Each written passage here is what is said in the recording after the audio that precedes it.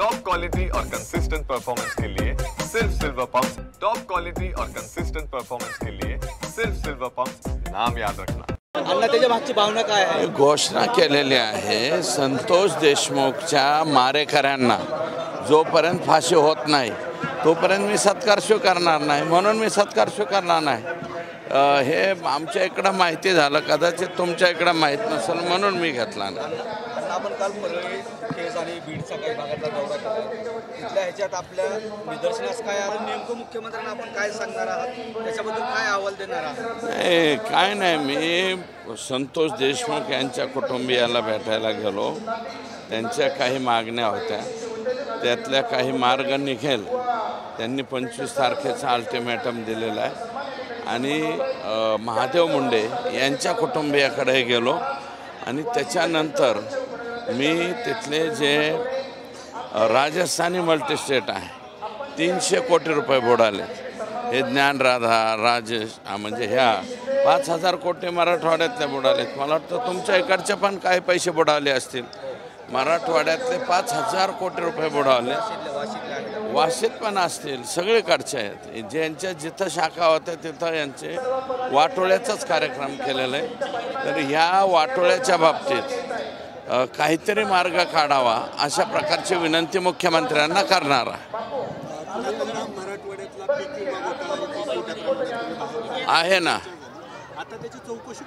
हे बघा, मी पत्र दिलेलं आहे, अजून मुख्यमंत्र्यांनी चौकशीचा अधिकारी नेमलेला नाही। मी विनंती केलेली आहे, कोणी सेक्रेटरी किंवा एक विभागीय आयुक्त याच्यामध्ये अध्यक्ष नेमावा आणि त्याच्या अध्यक्षतेखाली वेगवेगळ्या विभागाचे अधिकारी घ्यावेत आणि ही चौकशी समिती पूर्ण करावी आणि ती मला वाटतं या आठवड्यात किंवा पुढच्या आठवड्यापर्यंत गठीत होईल। आपण धाराशिव जिल्ह्यात आहात, धाराशिव जिल्ह्याचं संतोष देशमुख हत्या प्रकरणी कनेक्शन वारंवार आपण सांगतो, काही अधिकारी धाराशिव जिल्ह्यात आहेत, त्या प्रकरणात आपण मुख्यमंत्र्यांच्या कानावरती घातले किंवा कुठल्या पोलीस प्रशासनाला कळवलं?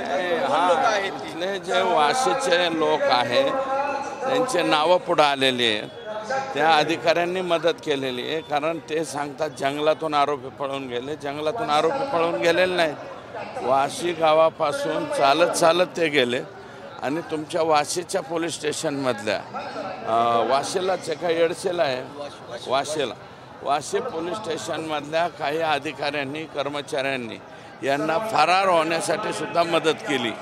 त्याच्यामुळं त्यांची मागणी तीच आहे। बिक्कड हा नितीन बिक्कड तुमचा हा यातला आरोपीच आहे, तर ह्या सगळ्यांची चौकशी होऊन यांच्यावरती स्वतंत्र मोका लागावा किंवा यांना सहआरोपी करावं अशी सगळ्यांची मागणी आहे।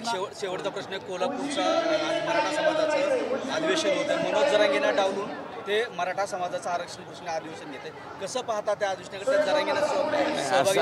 असं काही नसेल, मला नाही वाटत। कोल्हापूर जिल्हा ते जिल्ह्यापुरतं अधिवेशन असेल, जिल्ह्यापुरतं अधिवेशनापुरतं मनोजदादांना नाही बोलवलं असा गैरअर्थ काढू नका।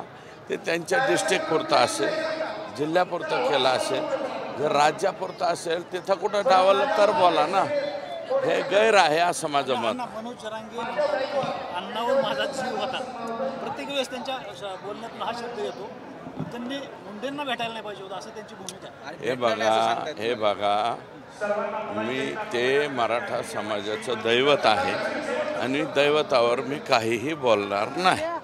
त्यांनी काही जरी बोलले तर मी त्यांच्यावर काही बोलणार नाही, हे पहिल्या दिवसापासून आहे। पहिल्या दिवसापासून तुम्ही भूमिका मांडताय, मात्र मनोज जरांगेंना भेटण्यासाठी तुम्ही स्वतः जाणार आहेत का, काही बोलणं झालं? मी ते दैवत आहे, त्या दैवताच्या बाबतीत काहीही बोलणार नाही।